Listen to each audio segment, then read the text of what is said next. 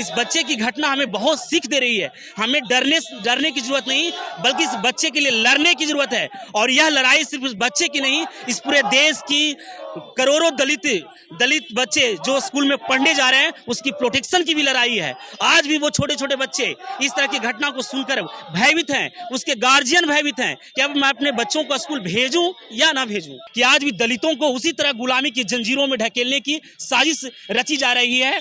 और इस तरह की अगर घटनाएं देश में घटती है तो हम अमृत महोत्सव न मनाकर हम एक बार पुनः भारत के तमाम दलित मृत महोत्सव का घोषणा करेंगे। आजादी के 75 साल बाद भी इस देश में जातिगत जो व्यवस्था बनी हुई है आज तक खत्म नहीं हुई है। बाबा साहब ने जो संविधान लिखा है उसमें आर्टिकल 17 साफ कहता है कि अस्पृश्यता का अंत होना चाहिए, लेकिन ये जो जातिगत मानसिकता वाले लोग हैं, जो मनुवादी सोच वाले लोग हैं, ये कभी नहीं चाहते हैं कि ये जाति खत्म हो। मैं दलित भाइयों से कहना चाहूँगा, अपने आप को दलित कहना बंद कीजिए। शोषित वंचित आप कह सकते हैं, गरीब कह सकते हैं। जब तक आप दलित बने रहिएगा ये सरकार आपका इसी तरह फायदा उठाती रहेगी और दलित के नाम पर हिंदू बनाकर ये राजनीति करती रहेगी। जय भीम, नमो बुद्धाय। मैं राजकुमार मांझी और आप देख रहे हैं द एक्टिविस्ट। इस वक्त हम कारगिल चौक पे मौजूद है और यहाँ पे जो है SC ST OBC के बहुत सारे छात्र मौजूद हैं जो इंद्र कुमार मेघवाल के समर्थन में आए हुए हैं। इनका कहना है कि जो अभी आज़ादी के 75 साल बाद भी जब एक छोटा सा बच्चा मटके का पानी पीता है और टीचर उसको मारते मारते जान से मार दिया जाता है, तो अभी तक हम लोग किस प्रकार की आज़ादी, कैसे, कौन सा आज़ादी, हम लोग अभी भी गुलाम हैं। इस पर बात करेंगे, क्या कहिएगा? ये देश के लिए बहुत दर्दनाक घटना है।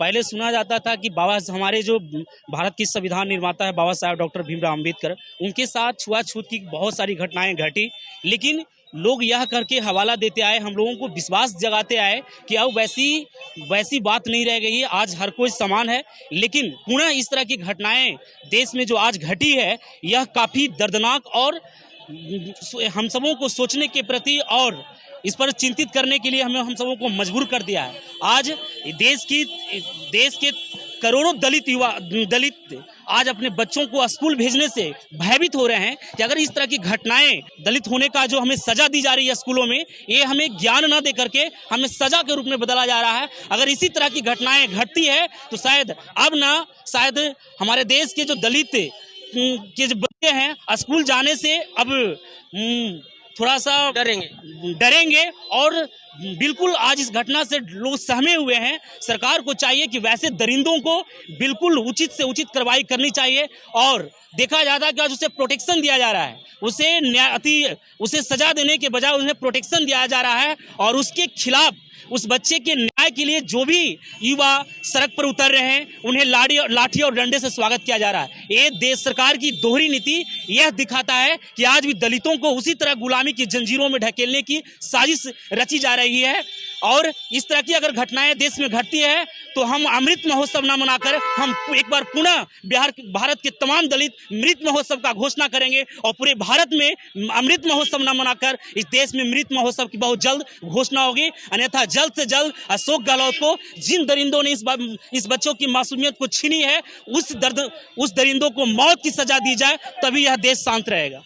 मैं कहना चाहूँगा कि बाबा साहब भीमराव अम्बेडकर जी के बदौलत जो है आप लोगों को आरक्षण मिला और इन्हीं की वजह से पानी पीने का अधिकार भी मिला और इस प्रकार से हो रहा था। बाबा साहब ने तो हिंदू धर्म को त्याग दिया था, बौद्ध धर्म को अपनाया था और आरक्षण लिखे थे। तो बहुत सारे नेता जो है वो अभी तक कुछ ट्वीट काहे नहीं कर पाया। नहीं, देखिए, अगर जो भी हमारे दलित नेतृत्व करता है पूरे देश में, उन नेताओं को चाहिए कि वैसे मुद्दों पर हम सबों को बोलना चाहिए, क्योंकि जब तक ये दलित है तब तक आप दलित कोटे से मंत्री हैं। अगर यह दलित का अस्तित्व ही नहीं रहेगा तो आप दलित कोटे से जो मंत्री या जो भी बनकर जा रहे हैं, आपको लग रहा होगा कि हमें सरकार दे रही है, हमें जो भी है अदर लोग वो दे रहे हैं, तो वो आपकी जनसंख्या देखकर, आपकी दलितों के अस्तित्व को देखकर ही आपको उस पद के लिए आगे आने के लिए आपको मौका दे रहा है। अगर यह दलित का अस्तित्व ही इस देश से खत्म हो जाएगा तो शायद आप मंत्री और जो भी बड़े बड़े पदाधिकारी बन रहे हैं वो नहीं बन पाएंगे। इसीलिए हमें जरूरत है,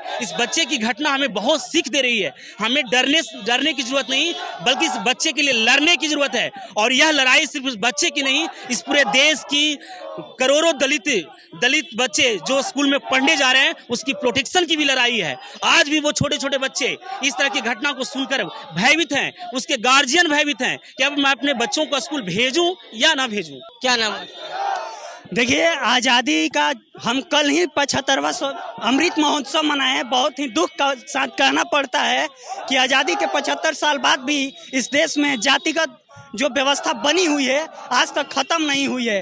बाबा साहब ने जो संविधान लिखा है उसमें आर्टिकल 17 साफ कहता है कि अस्पृश्यता का अंत होना चाहिए, लेकिन ये जो जातिगत मानसिकता वाले लोग हैं, जो मनुवादी सोच वाले लोग हैं, ये कभी नहीं चाहते हैं कि ये जाति खत्म हो, क्योंकि जाति से ही वो लोग ऊंच होते हैं। मैं दलित भाइयों से कहना चाहूँगा, अपने आप को दलित कहना बंद कीजिए। शोषित वंचित आप कह सकते हैं, गरीब कह सकते हैं। जब तक आप दलित बने रहिएगा ये सरकार आपका इसी तरह फायदा उठाती रहेगी और दलित के नाम पर हिंदू बनाकर ये राजनीति करती रहेगी। हम अपने पूरे समाज से, हम अपने पूरे कौम से यही कहना चाहेंगे कि अब समय आ गया है, एकजुट हो जाइए और एक साथ इस सड़क पर उतरकर भारत बंद का आह्वान कीजिए। जब तक इंद्र मेघवाल के जो भी हत्यारे हैं, छैल सिंह को जब तक से फांसी नहीं हो जाती तब तक हम चैन से नहीं बैठेंगे और ये आंदोलन जारी रहेगा। राजस्थान की घटना बिहार में पहुंच चुकी है और भारत देश के लिए बहुत शर्मसार घटना है जब प्राकृतिक भेदभाव नहीं करती है, लेकिन यहाँ के लोग, पृथ्वी पर रहने वाले लोग भेदभाव करते हैं। क्या प्रतिक्रिया कमेंट बॉक्स में बताइएगा। अगर ये वीडियो आप फेसबुक पर देख रहे हैं तो शेयर करें और यूट्यूब पर देख रहे हैं तो सब्सक्राइब करें। धन्यवाद।